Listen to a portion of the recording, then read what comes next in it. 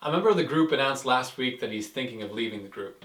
You might be feeling frustrated or angry or confused or even secretly relieved. A whole host of feelings we could be feeling. But as group leaders, how do we approach a guy leaving the group? When do we challenge him? When do we encourage him? When is it appropriate for a guy to leave and when is it not? And if he does choose to leave, no matter the reasons, how do we lead the group in a way that is beneficial for him as well as for the group? Today we're talking about saying goodbye to a group member, even though we hope we don't have to.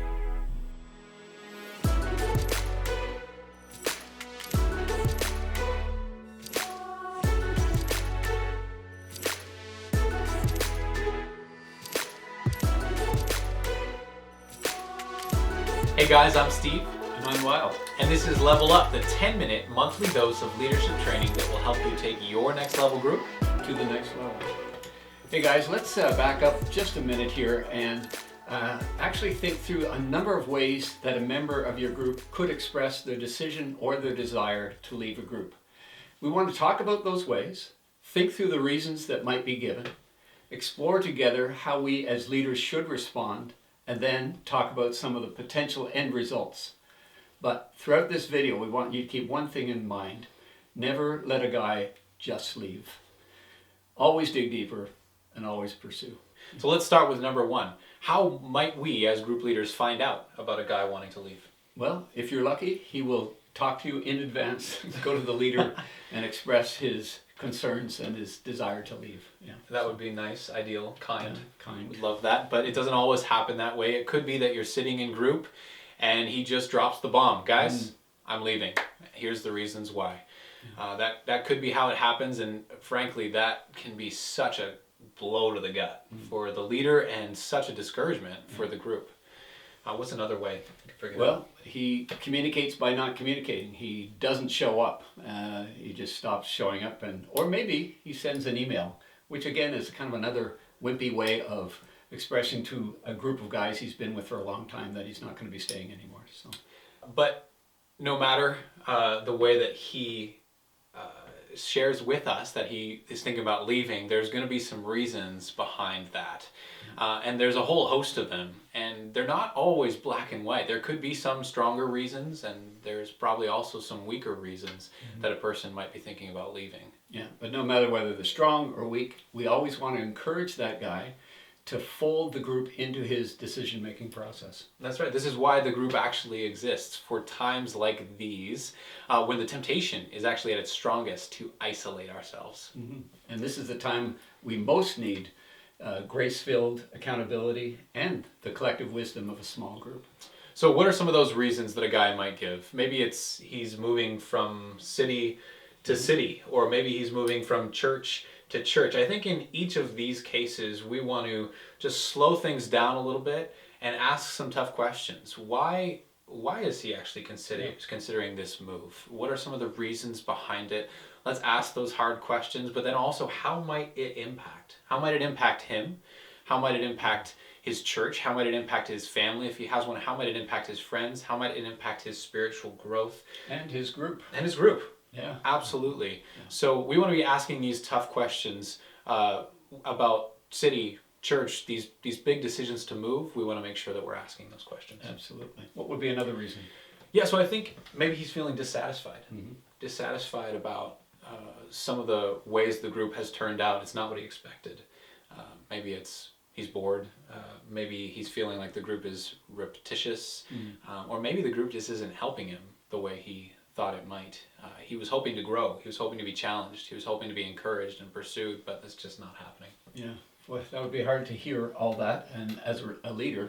But rather than be discouraged by it, you could look at it as an opportunity. It's a chance for you to evaluate how things are going in the group, assess the group dynamics, and maybe make the changes necessary. That's right, and we want to ask those questions of ourselves. How can we, as group leaders, change? How can we change in a way that will impact the environment, culture of the group? And also, how could the group change to help this guy, help make it a better atmosphere for him? But it's not always the group.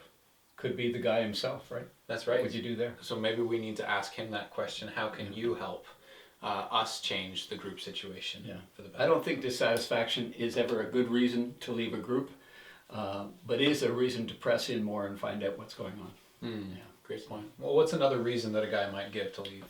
It could be that there's an individual in the group, there's a bit of a conflict, he doesn't like them anymore, or he doesn't like how they handle themselves in a group, and there's a little conflict either within the group time or maybe outside the group time. And you want to address that. That's a conflict, but that is not a good reason to leave the group. That's a reason to get behind that and resolve and make reconciliation a primary thing for them. That's great. Another reason he could give is that he's just overwhelmed with life right now. Everything is piling on the schedule, from family responsibilities to work responsibilities to church to everything in life is just piling on, and he's trying to figure out what to drop because he's got to drop something, and the group just rises to the top of the list. Guys, I just can't do it anymore. My life is too full. I think that's probably the number one reason guys will have is life just gets, it's a season that just, I can't do it, so they try and cut out the group. That's right. Last thing they should do, right? That's right. This is the season that they need the group the most to encourage, to walk alongside them in this tough season. This is the season that they need to stay in. Yeah. Well, there's another reason. I think we'll call it, the last reason we'll give you is the moral reason. Maybe they're caught up in a sin, right? Something has taken over their life, and coming to the group is very difficult. Maybe they feel a lot of guilt and shame. Maybe they don't want the accountability of the group. And of course, if there's ever a time the guy needs the group, this is it. And if he doesn't feel free to come and be open, then that's something we need to address. This is a big issue. It's huge. In fact, I'm thinking that we might need another episode to talk about this. Why don't we do another episode? Let's do it. Let's focus an episode on this particular issue. This is that last reason that we said we'd share, but really there's so many other reasons that could be why he's thinking about leaving. But a big question here is how we respond. We've talked about how they might share it. We've talked about the reasons they might give as number 2. And number 3 is how do we respond as group leaders? What is the way? I think we could distill it down to a single word, and the word is pursue. We need to pursue that individual. And so you get face to face and you say, you are valuable, you're loved, you're special for our group, you belong, and we don't want to let you go. But let's find out, let's get behind and encourage this guy and share with him, hey, let's engage in a process of prayer and encouragement of one another. That's right. We want to encourage and affirm him, but this might also be a time for a challenge. We committed to him, but he also committed to us. So maybe we need to say, don't leave us high and dry. We need you in the group. You committed to us. Stick with us because God has plans to work through that person into our lives as well. Well, it leaves us wondering, okay, so what are the end results of all that, right? That's right. So some of the possible results that could come out of these efforts, some things that we hope for is actually the person would feel loved and valued, pursued, that he would actually have an opportunity to rethink his rationale for leaving, that things would be slowed down and processed through with him. And we have the privilege of doing that as a group. And maybe he will actually end up staying in the group once you've had that conversation with him. That's right. Or maybe he might not. He might not. And in that case, we want to make sure that he is sent off on good terms. So how do we do that? How do we say goodbye? If you absolutely have to say goodbye, then here's how you do it. You express all kinds of grace, affirmation, understanding. Hey, you can understand why a guy leaves, maybe not agree with it, but at least you understand his viewpoint. Express your appreciation. Let him know how very much he's going to be missed. That's a big deal. That's right. I think one of the ways we can do that is actually by celebrating him. Yeah. Taking the time to almost ceremonially set up a particular time where we're going to celebrate, encourage, and send this person off well. Maybe it's with a card. Making a card up, having everybody sign it, giving it to the guy, or maybe it's around the group, you all share an encouragement about how this particular person has blessed you and as they've invested in the group over the years. But celebrate them and do it ceremonially and send them off well in that way. Absolutely, yeah. And really, that's not the end, because the guy actually never does leave your group. What you're going to do is, he is always kind of an honorary member of your group. Let him know, listen, we are always here. You can return back to the group anytime, and if things change and you want to be, we're here for you. And also to kind of always be available. Let them know we want to hear what's going on in your life. Let us know. We'll try and stay in touch with you, communicate. We'll pray for you and walk through life with you a little bit too. So that's right. Be available, but then also follow through with that. Maybe it goes without saying, but maybe not. This person should not leave the group and then never be talked with again.